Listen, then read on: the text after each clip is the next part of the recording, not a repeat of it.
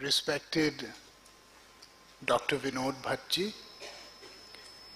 Dr. Madhu Veera Raghavanji. I would especially like to thank Professor Madhav Das Nalapatji, who made this possible for me to come here, and who's almost been like a father figure and a guru to me. So now you know who to blame all my life. And I was saying to you, but not in jest, that whether we go to China, or we go to America, or we go to the Middle East, or we go to Africa, we're only asked two questions as political workers. We say, how is Prime Minister Modi and how is Professor Nalapat? So he is a great gem and we're all very proud of him. Somnath Das ji, thank you for putting this together. Distinguished faculty, friends. 4 months ago, I started a movement in my constituency to end manual scavenging. And I wanted to make it the first manual scavenger-free district in India, a medieval and dehumanizing activity, which we still indulge in. In the course of this, we came upon a lot of modern-day slavery, child slavery that took place around brick kilns, eat ke bhatte. We conducted some raids. In the course of one of these raids, we freed about 20 people. We had about 3 cars with me, and I put the children, the young children in my car. They were about 10, 12, 15. And I had some fruit, and I gave the eldest child a banana. He was about 15. And I was a bit taken aback when he started eating the banana with the peel. And his younger sister, I gave her an apple, and she looked a bit befuddled. I said, what are you doing? And in Hindi he said, Sahab, kaise khate hain isko? And I was completely shocked that a 15-year-old child with, bananas growing all over had never actually had the quote-unquote audacity to pluck one and hadn't the means to buy one and was never given one. And when his sister bit into that apple, she said, "Ye to bahut acha aloo hai. This is a very sweet potato." We have gone from medievalism to postmodernism without bothering to create a civilization in between. And today we're paying the price for it in some ways. And I want to begin by focusing on 3 sectors: agriculture, textile, and construction, in which about 79% of people from rural India under the age of 40 work. India is indeed an agricultural powerhouse. We are the largest producer of milk, we are the largest producer of spices, of pulses, we have the largest land under cultivation for cotton, for sugarcane, for wheat. And yet agriculture is in a very dismal place in India today. Why? One of the reasons is because we haven't managed to wrap our head around the policy around agriculture. For instance, we have about 140 million hectares of land under cultivation in India today. In the 1950s, about 25 million hectares of this was cultivated by small farmers, was actually marginal in its land holding, which is under 1 hectare. What was 25 million hectares then is today almost 100 million hectares, which is cultivated under 1 hectare of land. Now the number of marginal land holdings has gone up, but for some reason our policy has not understood this. We have not understood that 42% of all this land is cultivated by tenant farmers. In India, despite this, land leasing is prohibited by law. If you go anywhere in northern India or central India, almost every large farmer, of which there are not many, is working on a system of bataidari, which is that if they give the seeds and fertilizer and pesticides, etc., then you get 25%, otherwise you go 50-50. And these tenant farmers, they have no access to formal credit, they have no access to government subsidy, they have no access to any kind of insurance, because all these benefits are linked to land titles, and they have none. West Bengal was the first state to... Hi, you want to take a picture? Come. No, you can take it. I'll be happy to. Hi. Look happy.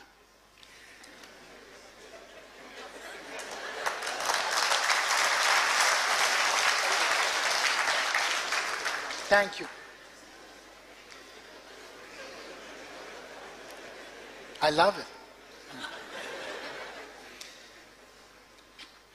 West Bengal was the first state to actually institute the West Bengal Land Reform Act 1955, where they gave sanction and protection to the tenancy on these lands. And tenants were secure in their tenancy, and the ownership was secure in their titles, and the Communist Party benefited because of this for many, many years to come. The Niti Aayog, a year ago, actually almost 2 years ago now, has said that we will make a model land leasing law. But no state other than Madhya Pradesh has accepted it till yet. To the next point, which is, why is it that almost 15% of our country is living conditions that are very akin to starvation, and 40% of all produce is wasted? I want to flag 2 points here. In Uttar Pradesh, 2,000 metric tons or 2,000 million tons of mangoes are traded in the mango season. And yet the storage capacity in Uttar Pradesh is not even 5% of that. So you can understand that most of this gets lost in transport, it gets dumped, or it just rots.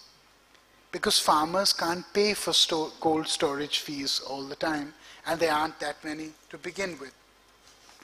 The other thing which the National Advisory Council in the previous government and the Finance Ministry accepted last year in the budget was that one of the chief reasons for people going hungry and for produce going rotten is because fair price shops, or ration shops as they're commonly known, are only open on average in rural areas for 2 days a month. Now if you're a poor person and you are a daily wager, you cannot afford to buy 30 to 40 kilos of ration at one go. So you go hungry, and that stuff then rots, or it's sold on the sly to private sector or whoever can afford it. I know that Manipal has done some phenomenal work with hydrology, and so I'm not going to talk much about water, but I will say that I hope that this amazing institution leads the way in sprinkler irrigation, in drip irrigation, in doing away with the awful nature of flood irrigation. Because if you go to Punjab or Haryana or Rajasthan or even Western UP, the so-called grain bowl of India, you will see that the land is deteriorating at an alarming rate. And the reason is salinity. The reason is that electricity has been given free to these farmers, so the pump is on all day, it's on all night, and the land is now almost completely arid. In my constituency, in my previous constituency, I tied up with a private firm called Jain Irrigation from Tamil Nadu. And we tied up with them and we just did subsurface irrigation and drip irrigation over 100 hectares of land of sugarcane and rice. And we found we were using 70% less water and we got 70% more yield. So this really is the future. One of the things when looking at agriculture, which is what I've been looking at in my book, is the psychopathology of farmers. Why do farmers act the way they do? Why do they think the way they do? I'll give you an example. When we look at fertilizer, we look at NPK, right? All of you know nitrogenous fertilizer, which is urea in India, phosphorus and potassium. Why is it that what is supposed to be 4:2:1 in terms of the ratio you're supposed to use is now 9:3:0.3? It's because potassium, while making the crop taste better and intrinsically more valued, makes the crop shrink. It makes it look smaller. So the muscular nationalists that we all are, we want our crops to look impressive and to look like the good jats that are growing them. And please don't write that.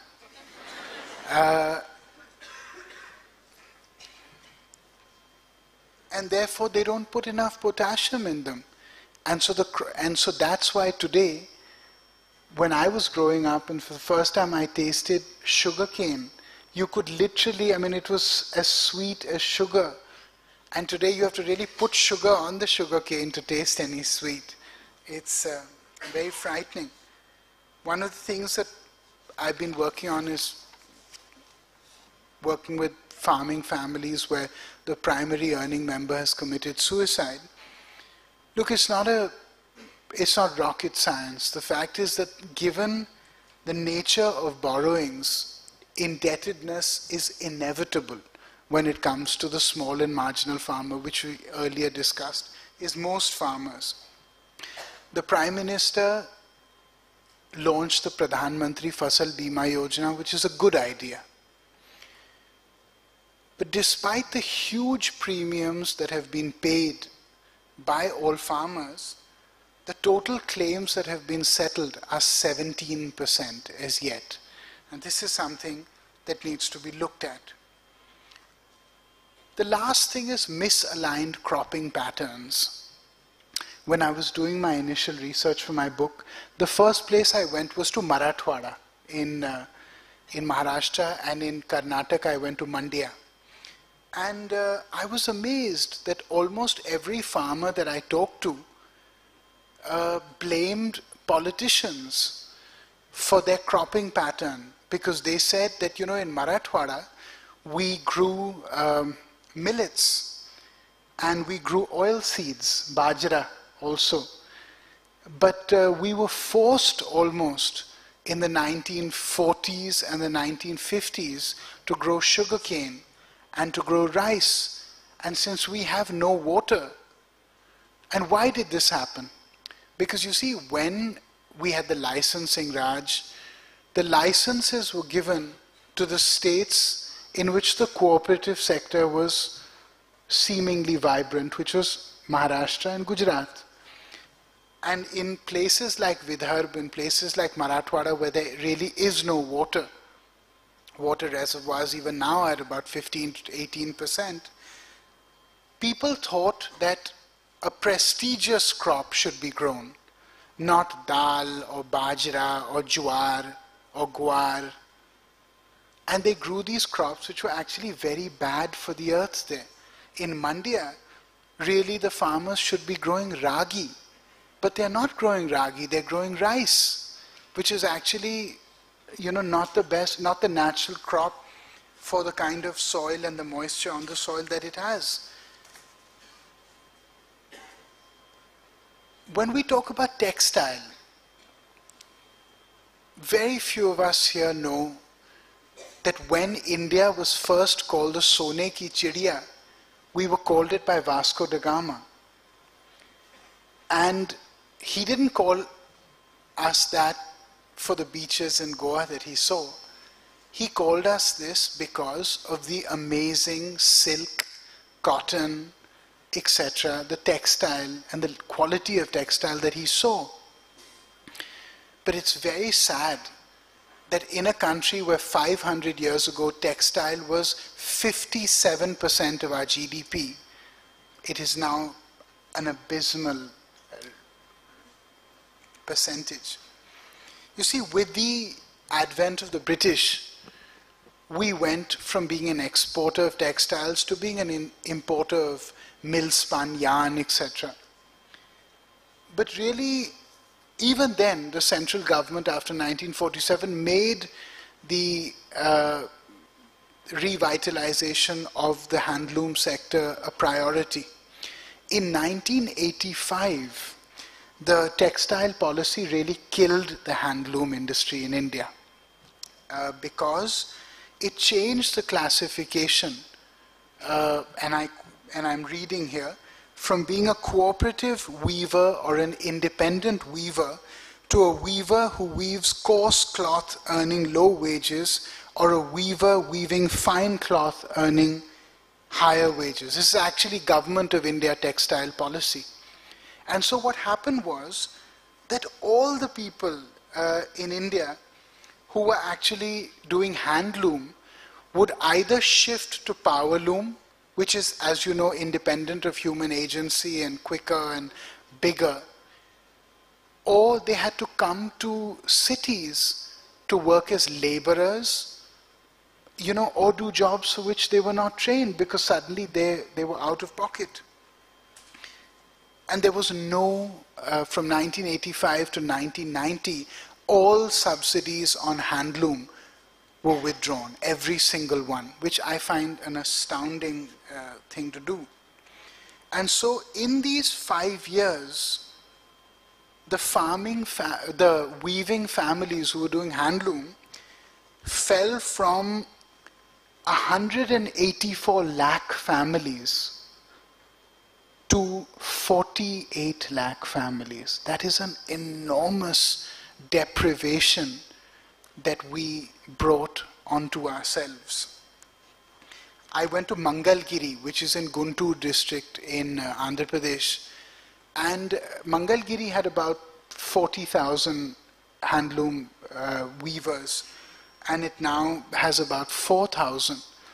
And it's simply because, and I asked them, and I stayed there for a week, and they talked about cotton yarn rates increasing, they talked about the price doubling for all the counts they consume, but the basic problem are 3. 1, none of the designs used in Indian handloom are patented.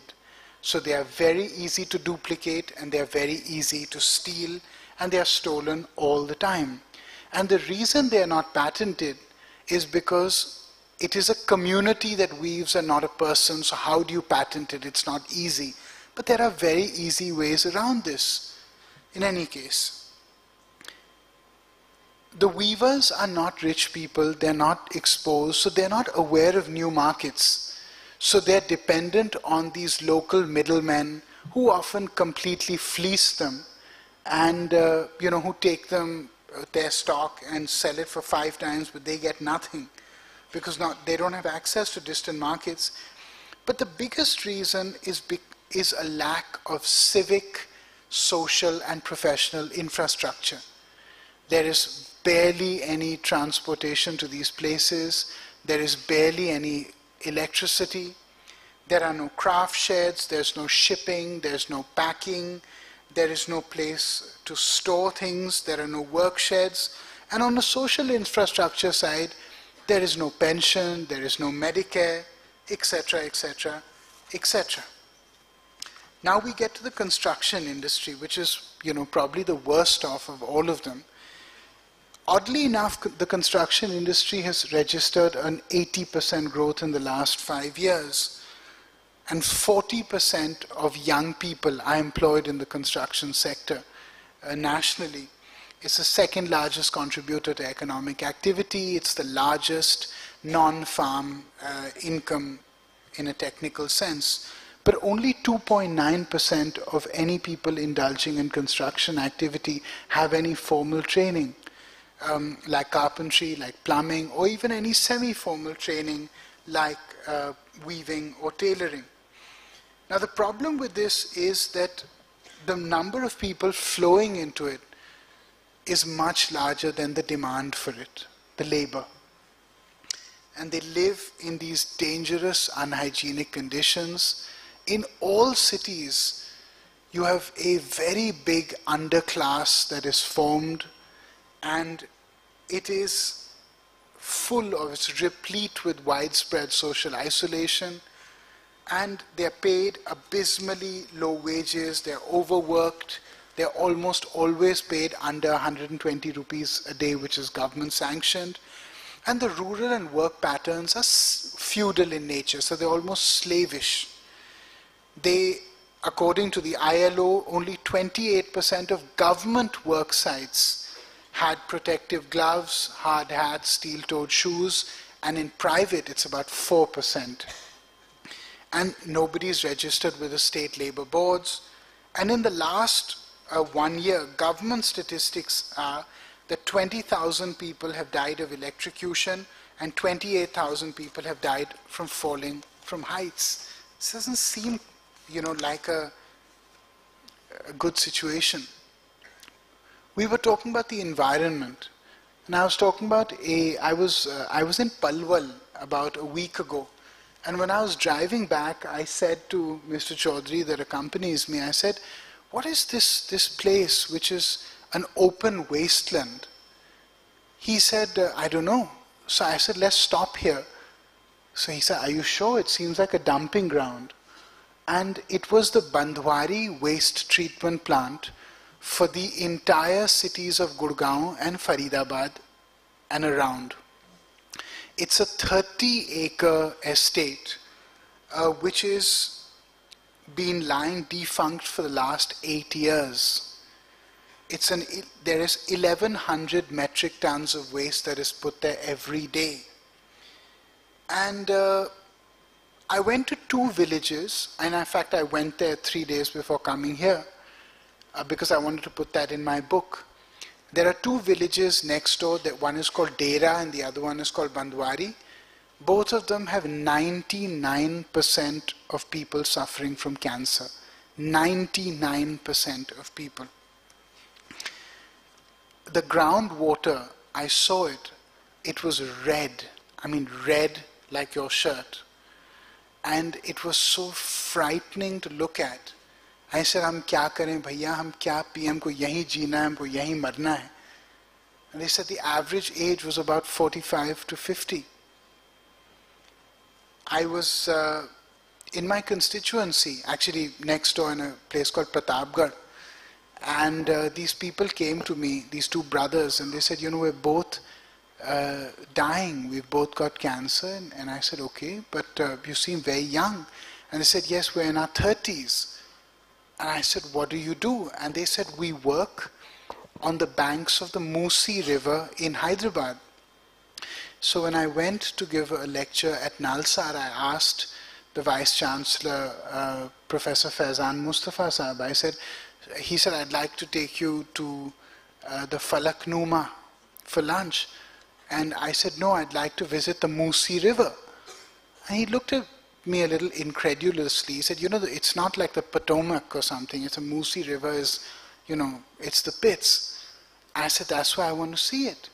And we went there, and there are 197 generic drug factories on this little river. 197. Now, this is a great thing because we export generic drugs. We help a lot of poor people in Africa and a lot of countries other than India. But the fact remains that these people along the river now form the largest cancer circle in India. It's 1.6 lakh people. Every fourth person has cancer. No television channel has really covered this, but I went and spent 2 days there actually. The University of Leipzig in Germany did a study, and they said that it was the most polluted water that they had ever seen. And they said that it contained bacteria and fungi that was resistant to every single drug that they tested on it. There was 180 drugs that they tested.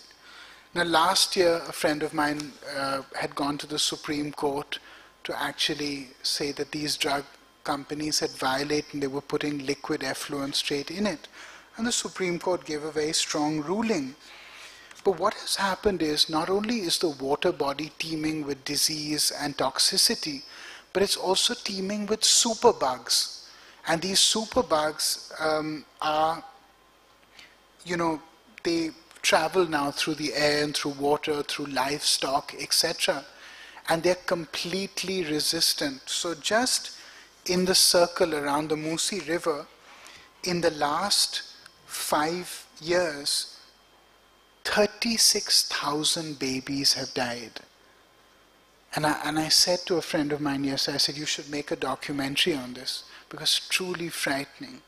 36,000 babies have died because they were completely drug resistant to any illness that they could have had. They were completely, they had no immunity and they were resistant to any medication. And imagine the damage to all of us. A few years ago, a 63-year-old retired teacher, Deepchand Sharma from Alwar in Rajasthan, wrote to the Prime Minister's office. And he said, I'd like to give 1 lakh of rupees to the poorest person in India. He didn't get a reply. He then called up. They said, look, how can we find the poorest person in India? He said, okay, I'd like to give a check. He sent the check, 1 out of the 25,000 poorest people in India. And I said, there's no way to know. When I read this in the paper, I thought, how odd that we know exactly how many multi-billionaires we have. We have 84. But we don't know, we have no index or no syntax to see the poorest amongst us. I want to talk about inequality. I was in Maharashtra, I was in Latur, and Latur is a water-starved district. 9% of its reservoir was full. And the current chief minister did something very good. He sent a water train to Latur, 300 kilometers. The train was looted 8 times. People looted the train for 3 liters and 4 liters and 6 liters of water. I then went to give a lecture at TIS in Mumbai, sorry, I don't want to be thrashed. When I went there, I saw a big hoarding which said Aquaria Grand, an apartment complex which is designed to replicate living in an aquarium. Why anyone would want to live in an aquarium, I don't know. But it said that there are 220 flats and 220 swimming pools in this building. And I just thought it was the most vulgar thing I'd ever seen. In the same state where people are looting trains for 3 and 4 liters of water 300 kilometers down the road. I mean, people are building buildings with 200 swimming pools in it. And when you look at just one statistic in Maharashtra, it tells you everything. Cities have 28% of the population. They consume 72% of the water. It's just something to think about. 1% of India owns 60% of India. It wasn't always like this. 15 years ago, 1% of India owned 30% of India, which means we're becoming much more unequal as time goes on. The top 10% of India's wage earners earn today 26 times as the bottom 10% of wage earners. 15 years ago, it was 6 times. Does inequality breed injustice? It's a question that I keep asking myself, and the short answer is yes, it does. Ashish Kumar was a boy in Ludhiana who one day saw his brother being driven away by a police officer. He never saw his brother ever again. The police officer, he suspected, had murdered his brother. So did the CBI suspect it, because they put murder charges on the said police officer, whose name is Sumed Singh Saini. It's not easy to fight with the police if you're in a small town or if you're in a Mufasil place. We live, in a police state. And so Ashish Kumar and his mother and his father came and lived in Delhi, in a place called Tilak Nagar, where they met me and told me the story. And it has been 30 years since this case has passed. Out of 30 witnesses, only 5 people have testified. So I said to him, but obviously Sumed Singh Saini, who was accused of murdering your brother, is accused. He would have been punished, right? His career would have gone into the toilet. And he said, actually, he became the Director General of Police in Punjab about 15 years later, the DGP. I thought it was unbelievable. When I was fighting my election this time, I went to campaign for somebody in Kanpur, Dr. Joshi. And when you pass from Lucknow to Kanpur, you come across a district called Unnao. And I saw a hoarding which said, Gaurav Shukla ko jita do, Gaurav Shukla ko bacha lo. And it showed a guy in behind bars. I said, it's very strange. Normally हम तो चुनाव लड़ते हैं दूसरों को बचाने के लिए, but ये तो खुद बचने के लिए चुनाव लड़े. But I said, all right. And I said, who is this gentleman? And it turned out that he had the distinguished honor of being accused of raping a 9-year-old girl. And he was fighting a member of parliament election from the BSP. And I was so appalled that a person accused of raping a child would be given a ticket by a national political party. And so after I won my election, I put my energies into seeing where that case would go. Not because I had any personal enmity with that person, or that I knew the lady who had just become the Women and Child Development Minister, but because I felt that it was such a travesty that we would live in a country like this. And so what I found was that for 12 years the case hadn't started because they were debating whether he had achieved maturity or not when this act was committed. And we put our energy into it, and he was convicted, and he's now in prison.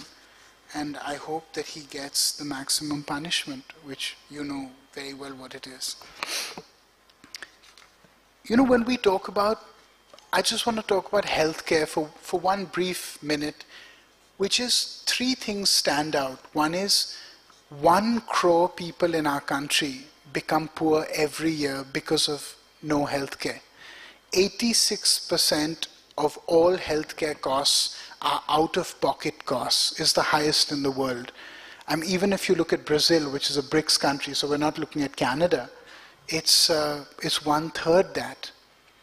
And if you look at China, if you look at expenditure on pharmacy expenditure, pharmaceutical expenditure, people spending on medicines, The government's proportion of total pharmaceutical expenditure is 40%.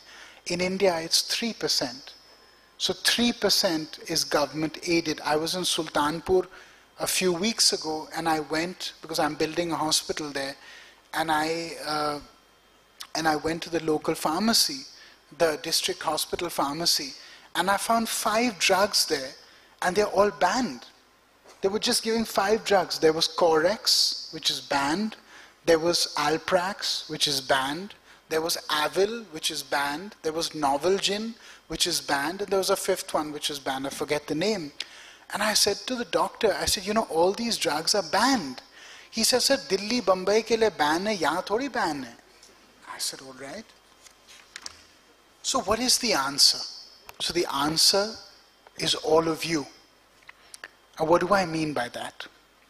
Look, all of us know the Chipko movement, right? Which took place in Almora, where Chandi Prasad Bhatt and Sundarlal Bahuguna saved millions of trees from deforestation. At a time where there was no WhatsApp, there was no Facebook, there was no telecommunications, it was very difficult to get people galvanized to do one collective effort for anything. In Bangalore in 2016, we had a case of the steel flyover project, which you know about, where young people formed a WhatsApp group called Jhatka, where they said, we're not going to let this happen. So they said, anybody who gives us a missed call on WhatsApp, we will think that you're with us. And 125,000 people gave a missed call in one day. And so then they felt emboldened, and they said, we are going to form a human chain around these trees. And 18,000 young people went on the streets on a Sunday, and they formed a human chain. And the chief minister had to bow down under public pressure and young people's pressure and say, okay, we'll build the steel flyover project, but we'll build it without cutting a single tree. And I thought it was amazing. I was in Maharashtra, and I was in Sinnar, which is near Nasik, Sinnar. And I noticed that it was this amazing irrigated land, possibly the best I had seen. And they said, you know, it was the driest block in Maharashtra. It was the absolute worst land. And a 75-year-old woman called Thakubai Mahado Gurule said that I don't want to die not having done anything to relieve the burden of this earth. So she single-handedly started digging wells. And when young people saw a 75-year-old woman digging a well, they said, okay, we'll also do it. And so it became a huge movement where they did medium dams, they did check dams, they did wells, and where they didn't have a single crop in a year, now they had 3 crops a year. And then somebody said do grapes, so it became a big vino culture place. And suddenly the government, for some reason, about 8 years ago, decided that they would make a SEZ, which is of course a failed concept globally, and they would give it to India Bulls. And when India Bulls got there to take the land, 400,000 women, only women, sat in their fields with a little bit of poison in their hand, and they said, if even 1 inch of this land is taken, we will all commit mass suicide and it will be on your conscience. And India Bulls put their tail between their legs and they ran away. And I just thought that was the most amazing thing. You see, it doesn't take a huge movement to make a difference. A lot of you think, but we're one person. What can we do? We're one person in Manipal. What can be expected of us? Let me tell you. When I was researching education statistics for my new book, I looked at Murshidabad in Bengal. And Murshidabad was dead last in Bengal, and now it's first. And I went there, and I said, how did this happen? And people said, talk to Babar Ali. And I said, who's Babar Ali? And I went and met this young man, younger to myself. And when Babar was 9 years old, he was the only child in his village, Bhapta, that would go to school. And he felt very guilty about it. And so every day he would come back, and under a guava tree, he would sit and taught people what he had learned that day. And soon his fame grew, and people came, and other students came from, other children came from other villages to see this amazing miracle 9-year-old teacher. And somebody came and gave a blackboard, somebody gave some chalk, somebody gave a school bag satchel, and this whole thing grew until CNN heard about it. And CNN gave him $150,000 as the change maker of the year. And this is about a decade ago. And Babar was a very poor person. And anybody else would have bought land, they would have bought a house, they would have bought tractors and cars. But he said, no, I'm going to construct in this village a big school that's going to be totally free of charge for people. So they built a school, and it's slightly bigger than this auditorium. And it fits 2,000 people at one go. And there's 3 shifts a day, so 6,000 people learn free every day. And the only condition is whichever student comes there, they have to go back and teach 5 students what they learned that day. Until today, and now Babar is 25 years old, they've taught 130,000 people. And I just thought it was the most amazing example. So if you think that you're just one person, remember Babar. I was, often you scratch your heart and you think, everybody here thinks the world has been, unjust to them. Everybody, you scratch anyone's heart, everybody tell you, I didn't get my due, I should have been in Harvard. Not that Manipal is any less than Harvard, I'm sorry, but the Harvard of India. But people, you scratch anyone's heart. People say, my neighbor has a better car, or, my friend has a better looking girlfriend, or, whatever. All things that I have said in the course of my lifetime, repeatedly. But I met an amazing person called Shrikant Bola. I don't know if you know his story. Shrikant was born in a little village in Andhra Pradesh called Sitaramapuram, and he was completely blind. And Shrikant applied to do science in +2, and they said no, because how will you do the experiment? So he went to court in Hyderabad, and the court said he can study whatever he wants. And so he studied science, and he got 99%, and he topped Andhra Pradesh. And then he applied to IIT, and IIT said, sorry, you've passed the entrance, so we can't take you in, because where will you live, how will you eat, how will you go to the bathroom, we can't have a minder with you full time. And he applied to MIT, and he's the first Indian ever to get a full scholarship into MIT. And he did astrophysics, and he topped MIT, got a gold medal. And after that, NASA and Google and Oracle and HP and everybody else and the US government said, please come and work with us. And he said, no, I'm going to go back to India. And he came to India, and he said, I'm not going to do social work. I'm going to set up a company which gives back employment and revenue and money and is a real thing. And he set up an industry called Bolland Industries. Today it's a 600 crore rupee company, and 70% of people who work for it are blind or severely disabled. I just thought it was the most incredible story, that a person whose sight was taken away, a person who's, who had got nothing from life, was just the most positive person I'd met, and just said, I don't have time, I've just got to rush to another meeting because we're opening another branch and we're hiring 100 more people.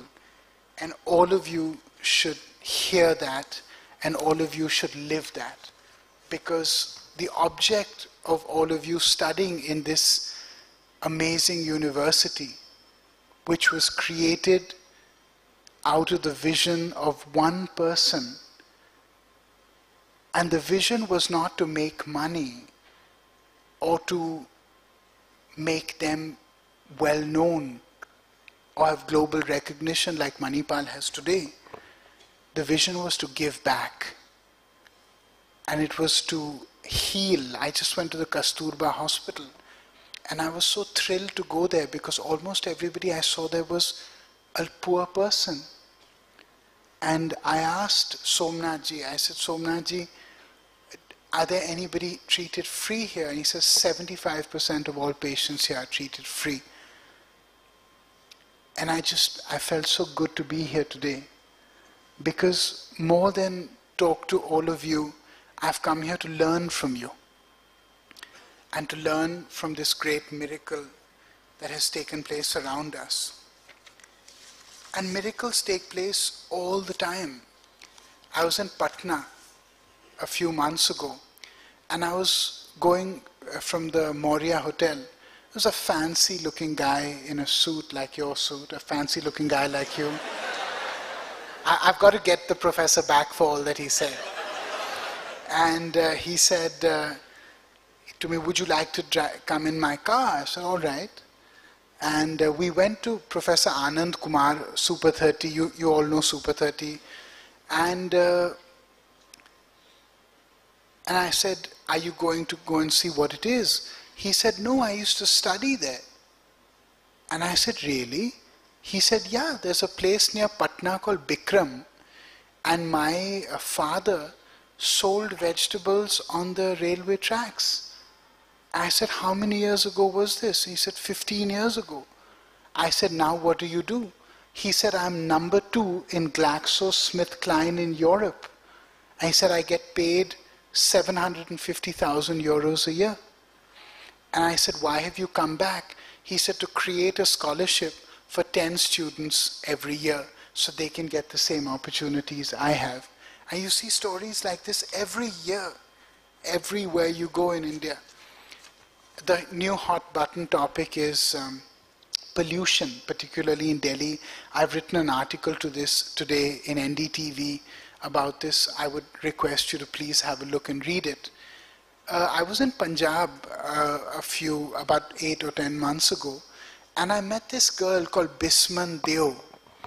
And Bisman was one day in her village in a place called Malerkotla, and she noticed everybody just burning the wheat and rice husk is causing terrible pollution, unbreathable air to us in Delhi as well.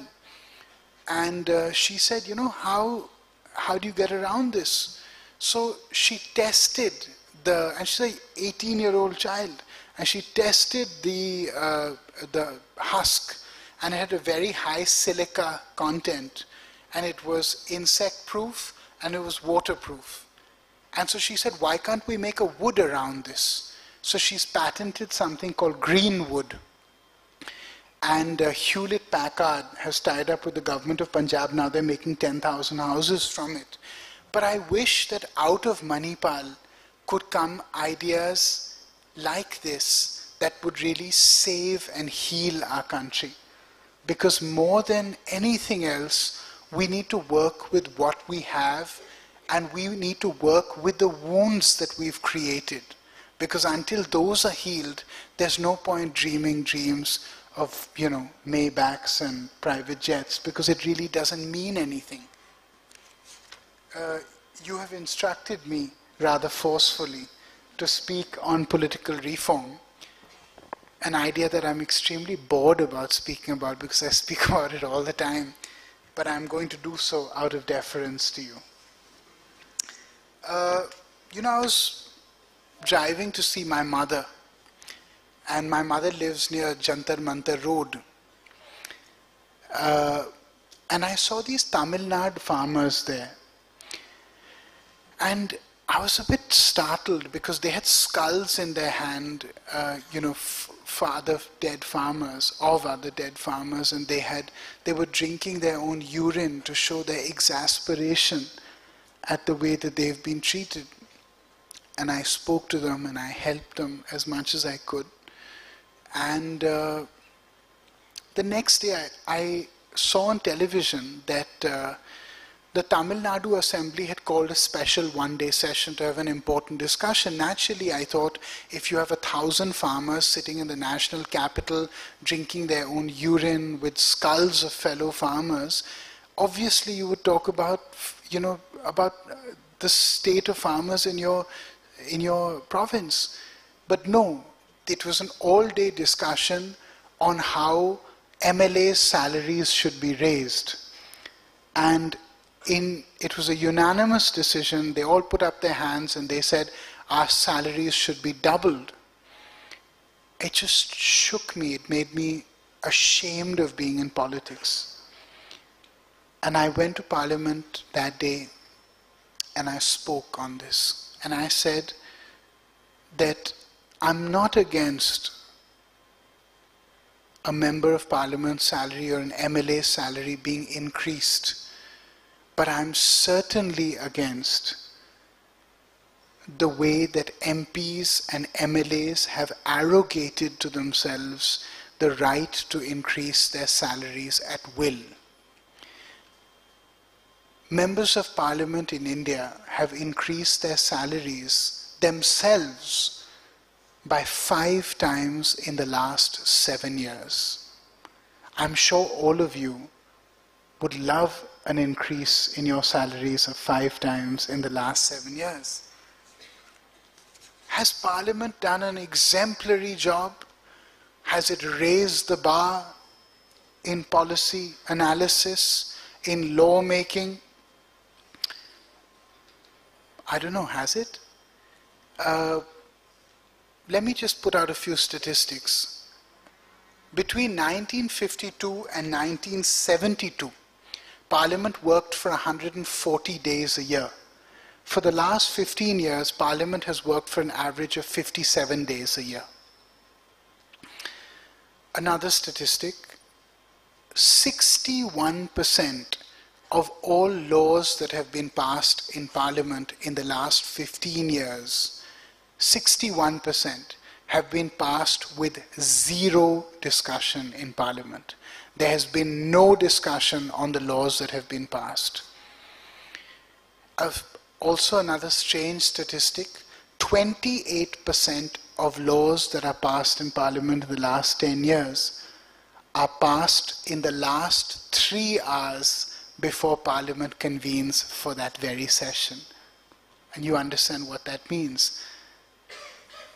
That means not a good thing. 72% of all laws that have been passed in Parliament have been passed without sending it to any standing or consultative committee of Parliament.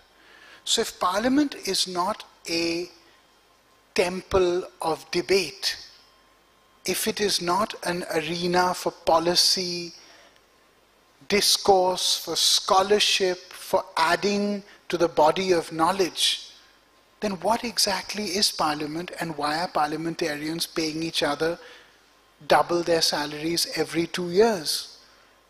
This is a question that needs to be asked by all of you. I want the right to recall to come in.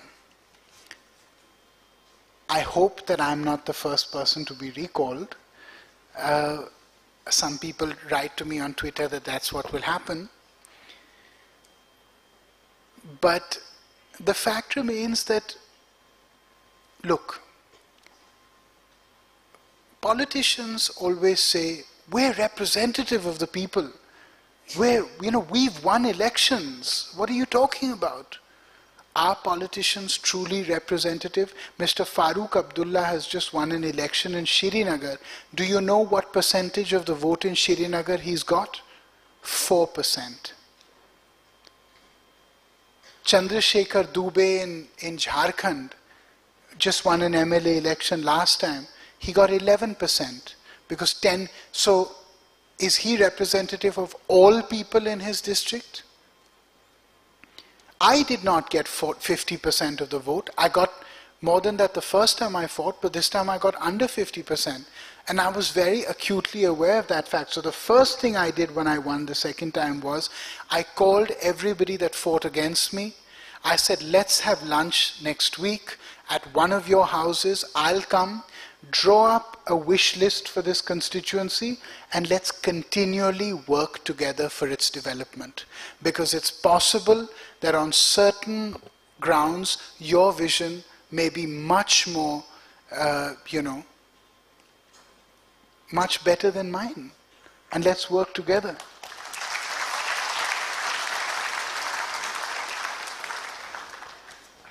How how do we raise the level of politicians in the country? I was in Argentina, and Argentina has a reform that they put in the electoral process called Cambiemos, let's change in Spanish. So what they say is for every Senate seat, for every council seat, for every congressman that fights, there will be televised debates on television. I can assure you, if you had televised debates for your member of parliament and they were asked questions like, what is your view on foreign policy, what is your view on labor, what is your view on agriculture, what is your view on local job creation, I assure you a lot of folks getting elected wouldn't get elected. The truth is, why do we give votes on the basis of religion and region and caste in our country? It's because we really don't know what each candidate stands for. So we take the simplest possible route कि चलो भाई हम ब्राह्मण हैं, ये ब्राह्मण हैं, तो हो सकता है हमारी बात सुनेंगे, इनको वोट दे दो. When in fact that is complete garbage. What we really need in our country going forward is we need the best of the best. We need all of you to come into the system. And which brings me to my next point, which is it is almost impossible for all of you to come into the system today. Jordan, which is a country we don't often hear about for the best reasons, has got an amazing ministry called the Ministry for Political Development, which has now become a statutory body, so it's no longer a ministry. And so what they do is that they go to every block of the country and they interview young people on the basis of their hopes, their dreams, their successes, their ideology, and then they recommend to that party which that person would like to go into, that that person be given not only a primary membership, but some kind of position in that party locally. And what happens because of this is there's always new blood, and sooner or later that person works his way to the top. Now today in India, if you don't have a famous father, or if you don't have a godfather, it's very, very difficult to navigate the system. And I am a beneficiary of an unequal system. Let's be honest, if my last name wasn't Gandhi, would I have been invited here to Manipal to speak today? Would I have been a member of parliament at 29? I probably would not. In fact, I certainly would not. But I feel this weight on me. We had Zilla Parishad elections in Sultanpur, and I said to my party, I asked their permission. They were a bit surprised that I had done that. And I said, can we do something experimental? Can we get all people under the age of 40 from pure non-political backgrounds and give them tickets? And we gave 50% of women tickets. And people said, why is that? And I said, because it's 2017. And we gave all manner of people tickets. We gave fishermen tickets, we gave laborers tickets, we gave small farmers tickets, we gave weavers tickets. And you know what? 70% of them won. Because people were so fed up with the system that it is, that they said, we don't really know whether this young person will do anything for us, but he represents hope. And he represents change. And so we're willing to breathe this fresh air. You always hear about women. You know, every time you switch on television, women's reservation, there's only one time when political parties forget about women, and that's when they're giving tickets for elections. And so there are 9% women in parliament. Sorry, there are 11% women in parliament, and there are 9% women in the assemblies. And it's not like women got tickets and they lost. Only 14% of women were given tickets in the first place by national political parties. One of the things I'm very keen on is that we have individual voting records in Parliament. You see, today you go to Parliament, right? And you go to vote for a law. And you know what you're told? Bhaiya, lal button dabao ya hara button dabao. That's all you're told. And if you say, but what does this mean? What does it entail? I say, okay, don't ask questions, just press the green button. Because we've done a whip on this. I agree that the constitutional provision of the parliamentary whip should be exercised in cases which the party holds very dear. But it should not be exercised for every single law that is there. Because how do you know that I am liberal or conservative, that I'm pro-guns or pro-environment or pro-homosexuality being decriminalized, which I am, or any of these things, right? How do you know that what my stand on education is? You don't know, because everybody is voting as a flock.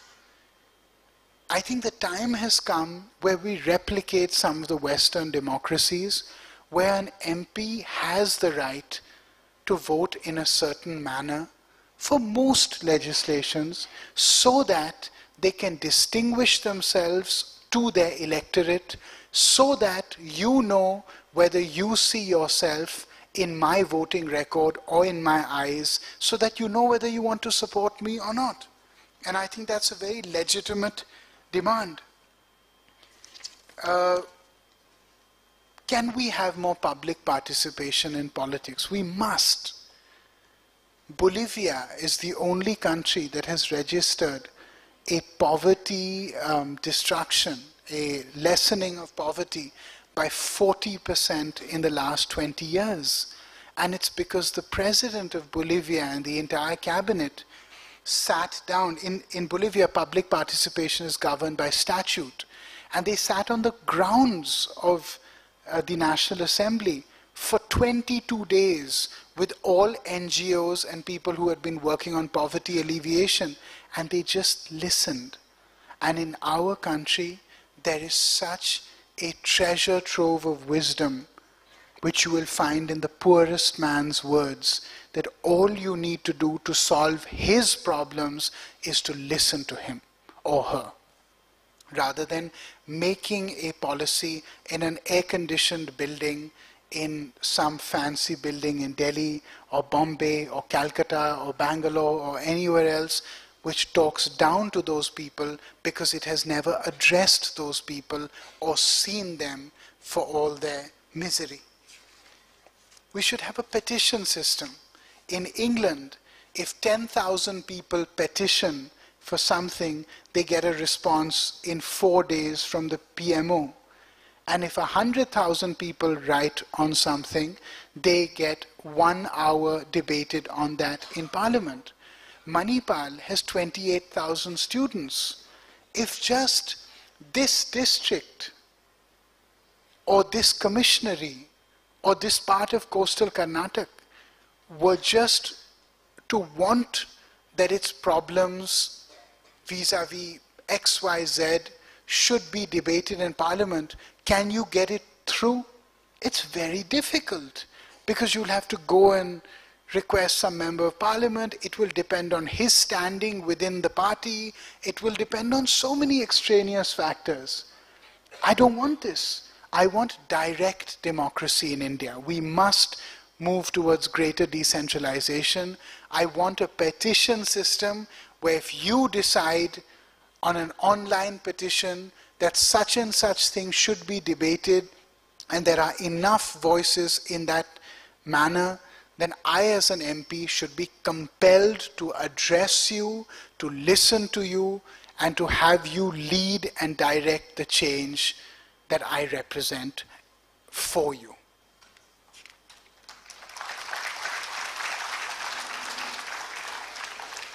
We always talk about corruption, right? Everything is corruption, corruption, corruption. But how do you get through corruption? So one way is through the citizen monitoring of public projects. Italy Italy was a country that was known to be one of the most corrupt countries in the EU. And they started something called the Monithon, which is monitor and marathon mashed together. And they said that for every penny that is spent for money that we get from the EU for public projects, we will put it on an open data platform, which is what we need to do in our country on a district basis. See, today you have a road being built from Mangalore to Udupi, and you ask somebody, but why are you putting this substandard material in your road? The answer will be, it's not your father's road, right? I'm not answerable to you. And that is not on. So what needs to be done is every penny that is spent on that road, there needs to be photographs uploaded every day of materials. Every laborer that works should have his name and phone number so you can ascertain whether those payments are really being made or not. You need to ascertain the timeline for the project vis-a-vis the actual work that is being done. You need to ascertain how much money was to be spent that very day vis-a-vis how much money has been spent. Look, the only way to beat corruption is through complete transparency of information dissemination. If all information is disseminated in the eyes of the last man in society, corruption will be a distant memory. You need accountability and you need transparency. And that's how you build a new India. The last thing I want to talk about is the rise of social entrepreneurship. You're all young people. How do you make money and do good?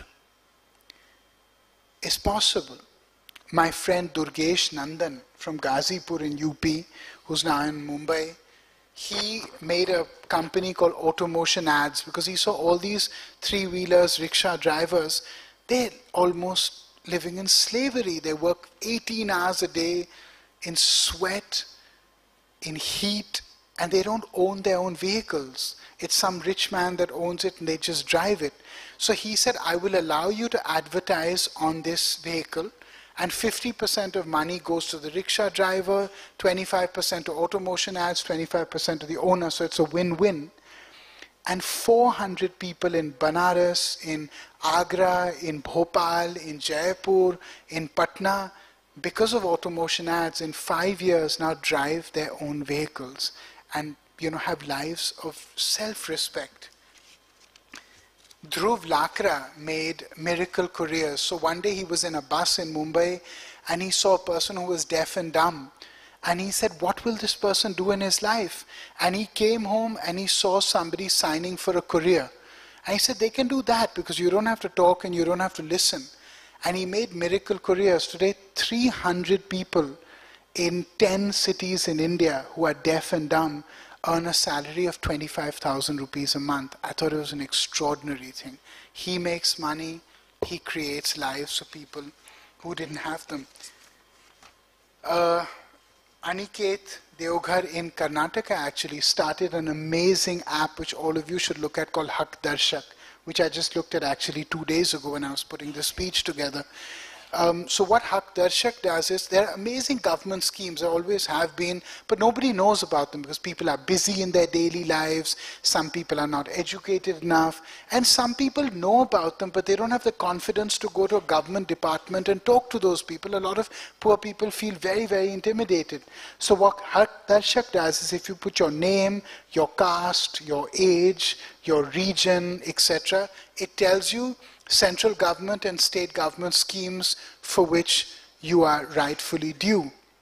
And if you pay 50 rupees, which is not a large amount of money for anybody, it navigates those government departments and you can sit at home and get that extra money. Yesterday I spoke to a woman in Hamirpur in Himachal Pradesh, and she said, yeah, I used to get 1100 rupees and now I get 4200 rupees. It's a lot of money for a poor person.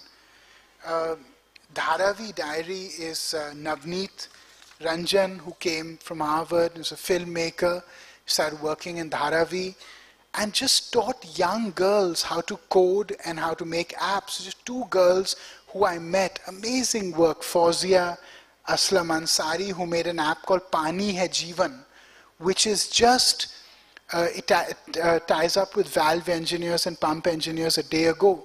And in slums and in low-income group housing, there's a lot of fighting over water and a lot of time wasted over waiting for that water. So it tells you the next day exactly when the water will come, and it forms an online queue. And it tells you your time is 8:16 to 8:42. And so there's, happiness and there's harmony. And the second was Ansuja Madhiwal, who's made an app called Women Fight Back, which does location mapping. It puts an emergency call to your nearest police station, and it puts an emergency SMS alert to your 100 chosen contacts if you are assaulted or mistreated in any way for any young lady. And both these apps on Google and Apple Play Store have been sold more than 20 lakh times, which means these girls have made real money. And the last thing which I started, and Ankit Quatra started it with Feeding India, and then I took it forward, is just, and I'd like Manipal to do this if you could, which is that there's so many marriage halls and hotels and small institutions, restaurants, which throw out food every day. And there are so many hungry people in our country. So in my area, what I've done in 4 districts is we collect the food every day, and I bought the vans with my own money. And we collect the food every day at a certain time, and we clean it. And we take the dirty portions out, which is only about 40%. And then we package it, and we wrap it, and then we go and feed poor people with it. And we're currently feeding 15,000 people a day. And I want that this university should do the same. And it's easily done. Look, I just want to say that the reason I've come here today is just because I wish when I was your age, somebody had told me how powerful I was. Somebody had told me how much energy I had, how vital I was to the world that I lived in. Because you are the fulcrum of India's future, and you are the fulcrum of India's present. But the goal before you is not to make a ton of money or to get really famous. The goal before you is to lead a life of purpose, is to lead a life of meaning, is to be somebody that your children one day can be proud of calling their parents. I would like, you gave me some flowers. I never accept flowers because flowers are dead things. And to start any new relationship, you cannot start it with a dead thing. So I always request people to give me a plant or to make me plant a tree in that institution. A fruit-bearing tree.